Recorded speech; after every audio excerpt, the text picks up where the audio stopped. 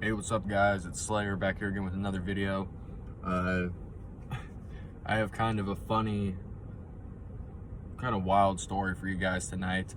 Before I get into that though, I just wanted to let you guys know that I now have 22 days of sobriety. I also have a nicotine pouch sitting in my lip right there if you guys are wondering. But yeah, I now have 22 days of sobriety. I'm going strong. Making these YouTube videos, having you guys, having this community has played a huge role in helping me stay sober. So again, I just cannot thank you guys enough. All the subscribers, if you just subscribed today or if you've been here from the beginning, I appreciate you. I appreciate you being on this journey with me, and I'm happy that I'm on the journey with you. If one of us fall, if one of you guys fall, I want to be there to help pick you up and vice versa. In the past, when I've fallen, you guys have, lended a hand and picked me right up and let me know, hey man, stop being a bitch. Get up and do what you got to do and get back to it and be sober. And that's what we're doing, man. 22 days will soon be 44 days. And that's kind of how I'm looking at it. Taking it one day at a time. But yeah, before I get into this story, I just want you guys to all know that when anybody's knee deep in their addiction, this is just not, that's not the true version of yourself, at least me. When I'm wrapped up in my addiction, I'm a totally and completely different person. Sober me is very chill, I've said it before, pretty cool dude, pretty calm. But when I'm wrapped up in my addiction, it's the worst possible version of me that you could ever imagine. And that's the version of me that you guys are going to hear in the story. Unfortunately, this chick had to, come across me in her life. And it wasn't just her. Whenever I was wrapped up in my addiction, I remember Delirium Dirk saying this. It didn't matter if I met you for 5 minutes or 5 years. I did whatever I could do in my power to completely fuck your life up in that time span. And he's 100% right. It's not like I don't think he was meaning to do it, and I was never meaning to do it. It just came naturally. That's bad addiction for you. So, yeah, man, I met this chick like 6 months after my ex had broken up with me. I was pretty lonely. I mean, for like a year straight, I just spiraled out of control. Just spiraled, drowning myself with as much booze, hard liquor, wine. I mean, it didn't matter. Who cares? Whatever alcohol. It's not like, I said that I am a Southern Comfort 100 proof drinker, but as an alcoholic, and I'm sure you guys can agree, whatever booze is on the table is good. As long as it gets me drunk and it has alcohol in it, well, I'm going to drink it. That's just how it is. And I spiraled out of control for a long time. This story takes place after the story in my one video that I titled One of the Darkest Times of My Alcoholism. But yeah, even after that, it was dark. It was like 6 months after, and I was extremely lonely, mad, upset, lost. I didn't know how to handle the situation. I had just lost my girlfriend. I just lost my brother. The feelings that come along with that, I can't even describe to anybody unless you've gone through something like it or something similar. It's just not, I was in a horrible state of mind, and I was drinking nonstop. And so I thought to myself, well, I'll get on Bumble, which is always a horrible idea. Those dating apps never end well, man. I've come to realize all those dating apps just never end well. So I got on Bumble, met this one chick, and again, I kind of had a dual purpose on why I was meeting this chick, or meeting any chick. One, I was lonely, but two, I also thought that maybe I could make my ex jealous, and maybe that would make her, turn all this around and come and make things right. This was really, really bad, alcoholic, twisted mental thinking.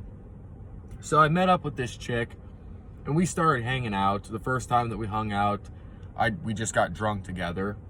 But the first few times that we hung out, I didn't really let her see my full alcoholism. I was kind of keeping it a secret, or trying to keep it a secret. But by the fourth time that we hung out, all that was off the table. All that went out the window. It was just a really, really bad night. She came and she picked me up. We went to the gas station as per usual. I'd throw in a little bit of money. She was paying for most of it, I'll just be honest.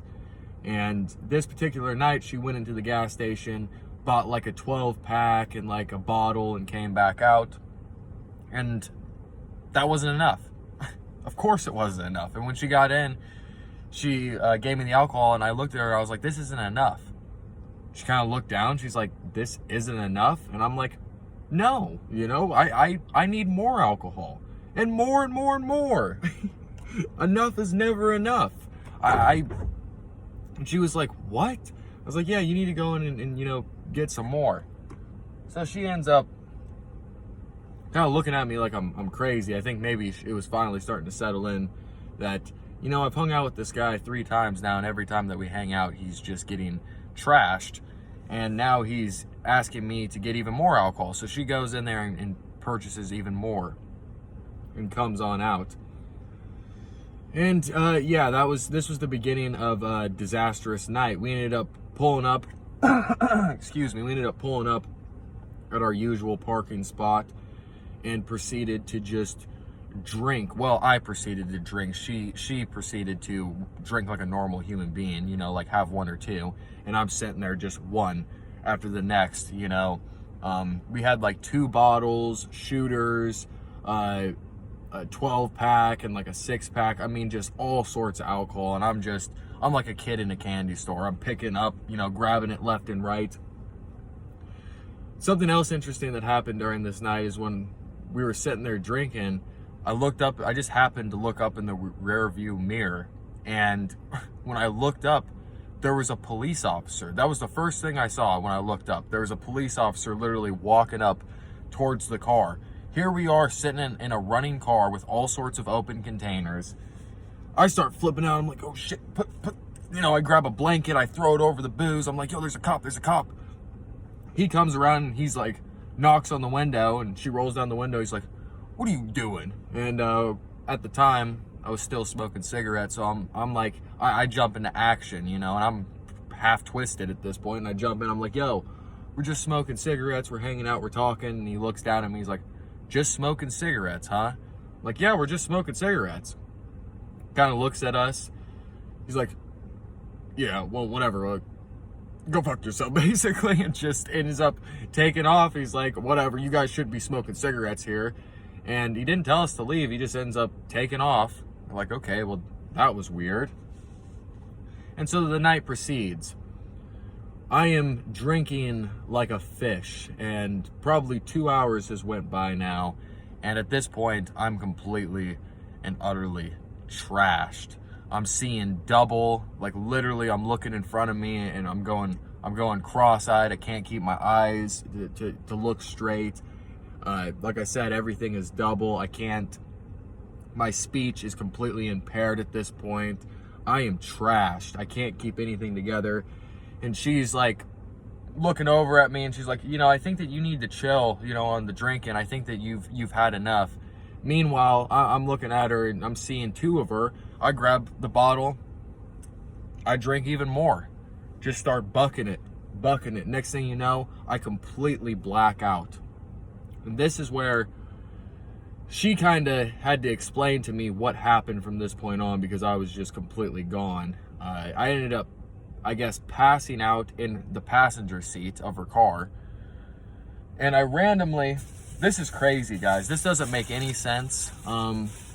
Doesn't make any sense at all. This was like, I don't know if this was like an alcoholic delusional dream, like a waking dream. I have no idea what happened. But what ended up happening is that I woke up. I guess I jumped out of the chair and I was like screaming, yo, gang members are coming after us. The Crips and the Bloods are coming after us. Yo, we got to get the fuck out of here. Like, and she's like, what? Like what? And again, I have no idea. I've never had any problems with any gang members in my entire life. I don't know where this came from. Again, I don't know if I was in some kind of alcoholic, delusional haze dream. I have no idea what it was, but I was telling her, I was like, yo, gang members are coming after us. I'm in danger. You're in danger. I need to protect us. I jumped out of the car. I was like looking around, you know, jumping down, taking, looking at the perimeter, making sure we were okay. This is what she told me I did. I jumped back in the car. I was like, yo, I need to keep you safe. We need to get out of here. Crazy. I was completely and 100% out of my mind. I was completely gone. I have no idea where this came from. And eventually, I guess that she got me to calm down and convinced me that there were no gang members coming after us, which there wasn't. I guess I ended up passing out yet again in her passenger seat. This next part is pretty nasty, pretty embarrassing, but this is the reality of alcoholism, man. There's nothing sweet about it. There's nothing fun about it. There's nothing glamorous about late stage alcoholism. Nothing at all. Really, when they play the booze commercials, they should, you know, not only just show the parties that are happening, they should also show, you know, people laying in the hospital with cirrhosis, people losing, you know, their family members, people, you know, showing families completely broken up and heartbroken because of people's addictions. They should show the whole entire thing. But, you know, anyways, this is the reality of it. So I was passed out in her passenger seat, and I guess that she looked over about 20 minutes after me passing out again, and underneath me, a big wet stain started to appear underneath the seat. Yeah, man, I pissed myself in the passenger seat of her car. Yeah. Listen, I'm just gonna call her T, because that was her first initial of her name. T, if you ever watch this video, I am so sorry that you had to come across me at one of the lowest points in my life. I'm so sorry that you had to come across me in one of the worst versions of me, and that you had to deal with that, and that I pissed myself in the passenger seat of your car and you had to clean that up. But yeah, so I proceed to just piss myself in her car. And so she said at that point she had no idea what to do. She said that she was extremely pissed off. So I guess that what she ended up doing was she took me to her place, which, you know, just for a little bit of context, I had never been to her place ever. We had just hung out outside of her place. She had never been to my place. I had never been to her place. So she takes me to her place, and I have slight memory of kind of like coming to in the bathroom just a little bit, but I was so wasted I didn't even know where I was. But I have slight memory of being in the bathroom, and she's like taking my clothes off. I'm like looking at her like, what is going on? I have no idea what's happening. And then I completely black out again.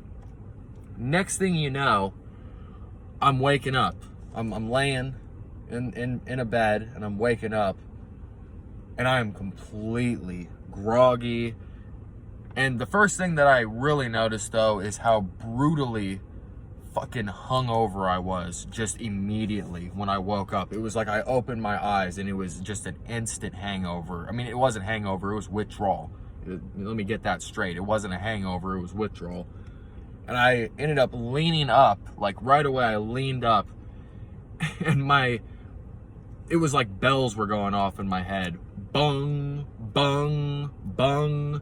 I was completely, my head was, it felt like someone was hitting my head with a sledgehammer. And other than that being the first thing that I noticed when I sat up, is that when I looked down, I saw that I was completely, entirely, butt-ass naked. I'm like looking down, I'm completely naked, I'm looking left and right, I'm in a foreign place, I've never been to this place before, she is nowhere to be found, and I am just butt-ball naked laying in this random bed with no recollection of what happened, how I got there, did somebody kidnap me and, touch me when I was asleep? I have no idea. Somebody fondle me? I have no idea what is happening. Next thing you know, I get up and I can't find my phone, nothing. There's a pair of pants. I end up putting on this pair of pants. She comes into the room and I look over at her. I'm like, what the fuck happened? She explains to me that, she's like, oh, you're at my place, whatever. I took you here last night, and She was like, I took you here, and she ended up, I was so like fucking nasty after I pissed myself that she decided to put me into the shower. And I guess that she got in the shower with me and she was like trying to clean me off in the shower. And, but I was like just fucking completely belligerent in the shower, just like speaking to myself, cursing, like just all sorts of nonsense. She also said that she tried to, maybe this is TMI, but she also said that she tried to do some sexual stuff with me in the shower, and that just didn't happen. There was nothing happening with that. Whiskey dick is a real thing, if you guys didn't know. Yeah, man, I was like a limp biscuit, so to speak, you know what I mean? So nothing happened with that. I guess that she took me out of the shower and she tried to get me to put my clothes on, and I was like, I ran away from her butt ass.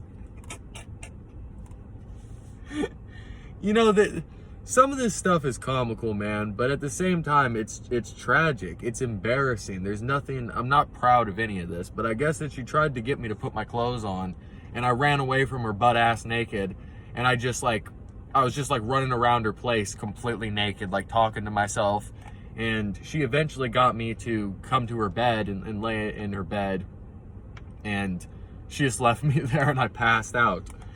I ended up waking up,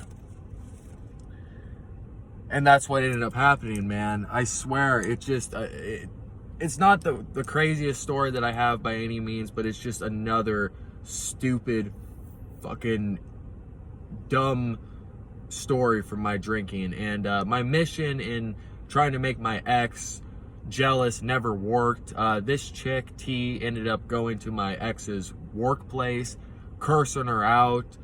She was like in love with me, which I don't understand how anybody could have been in love with me, you know, when I was in that state. But she was like in love with me. I wasn't feeling it. I was still obsessed with my ex, but I did like her as a friend, and I ended up trying to be her friend. And she gave me an ultimatum about like, oh, you know, you can either be my friend or you can either date me or we got to go our separate ways. We ended up going our separate ways. She took that very, very bad. She ended up texting my ex on Facebook and saying that I forced her to go into her place of work and curse her out. That was nothing but a bunch of bullshit. I never did that.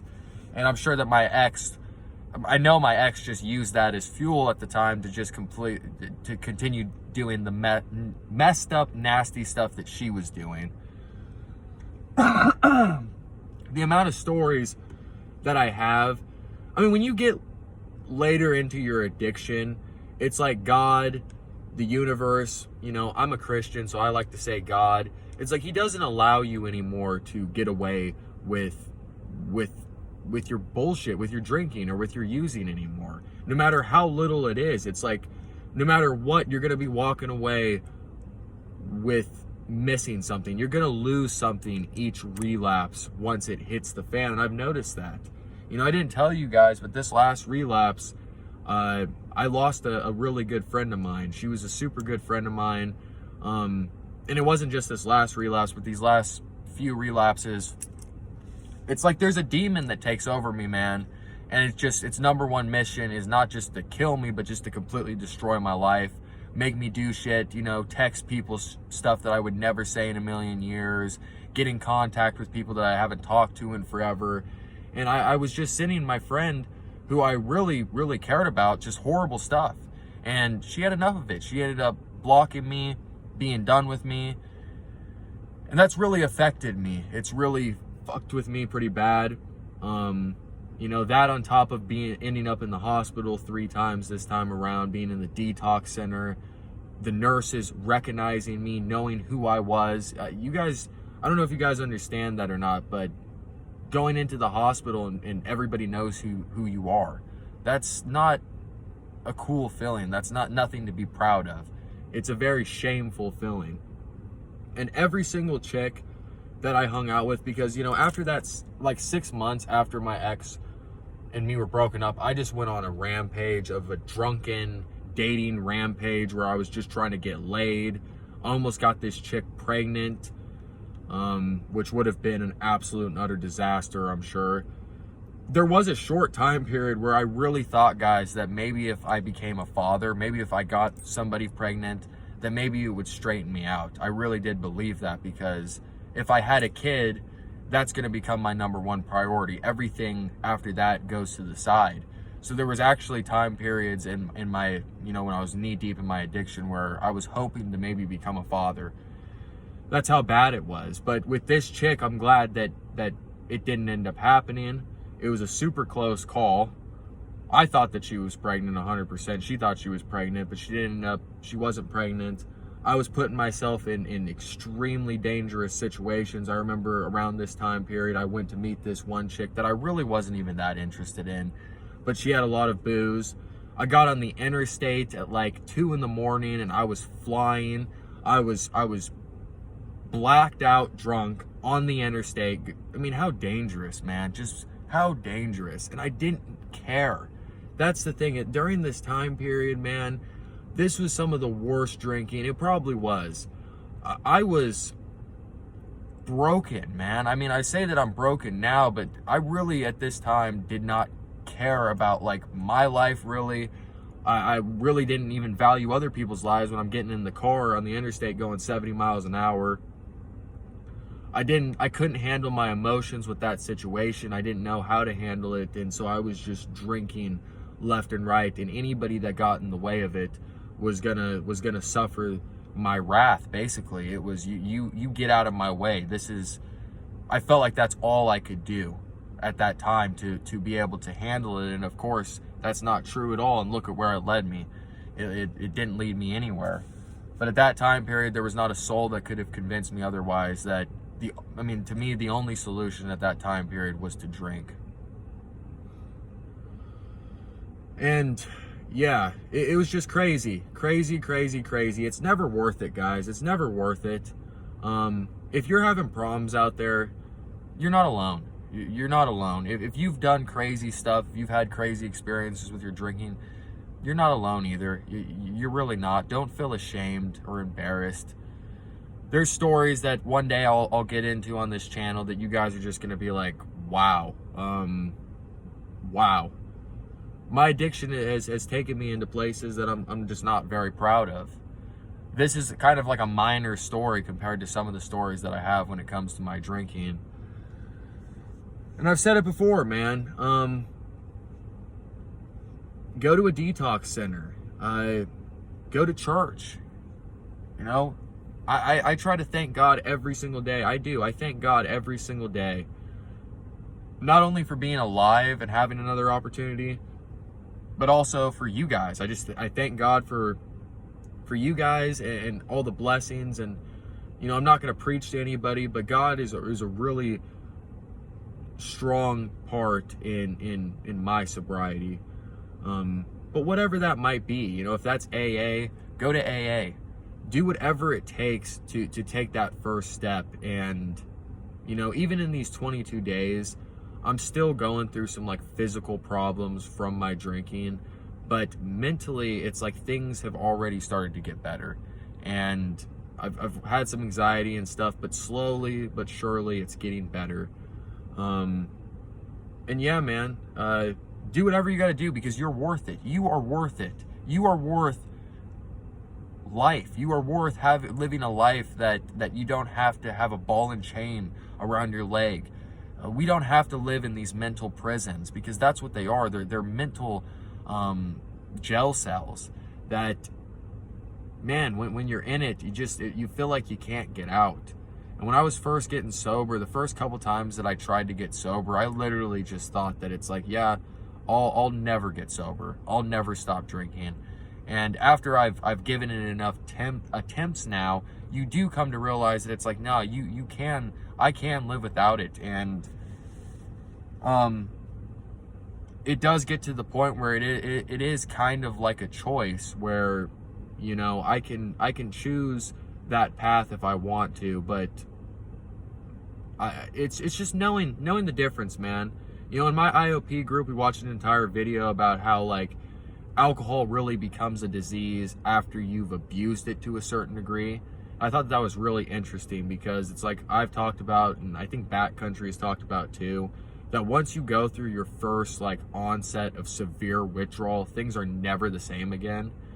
I just thought that was interesting. And once you hit a certain degree, it really is a disease and your brain is changed forever. I would definitely say that any of us who are suffering from severe alcoholism, our brains have been changed forever, and we'll always have to be on guard. But once you get far enough away from it, it does become a choice. And those times that I've went out and I've relapsed, it has been a choice of like, you know, I'm choosing this because this is what I want to do, for good or for bad. It's my body, it's my choice. I'm gonna drink, whatever. And yeah, man, but it always ends in regret, and that's what we have to remind ourselves. Because so many times I've went out and relapsed because I feel like this is all I have, you know, this is my thing, this is mine, my own, my precious, as Smeagol would say. Man, and by the way, Golem from Lord of the Rings is a great representation of addiction. I want to make an entire video on Golem from Lord of the Rings, but it gets that way where it's like, you know, stay away from me. I'm going to lock myself away. I'm going to drink my alcohol, and you stay away from me and my alcohol. And once I'm done out of this chaos, I'll come back. It's just a bunch of mental mind fucks and all this other stuff. I'm just rambling at this point, guys. This is a super long video. Anyways, yeah, man, 22 days, going strong. Wanted to make sure that I got on here and did a video for you guys. Yeah, man, I have been having some really bad tinnitus. I went to the doctor and they said I had a retracted eardrum. I've also had like pulse tinnitus or whatever that is, where you can like hear your heartbeat in your ear. That's been extremely annoying, but I'm getting over that, man. And anyways, yeah, I'm just rambling on. Things are going well. I got to be up early in the morning for my IOP, counseling tomorrow, and a few other things. So yeah, guys, let's take it one day at a time. If you watched to this point, I love you so much. If you didn't watch to this point, I still love you. Thanks for being here, guys. Let's continue on this journey together. Yeah, man, till next time, stay safe, stay sober, stay safe, stay sober. I'll see you guys real soon. Peace.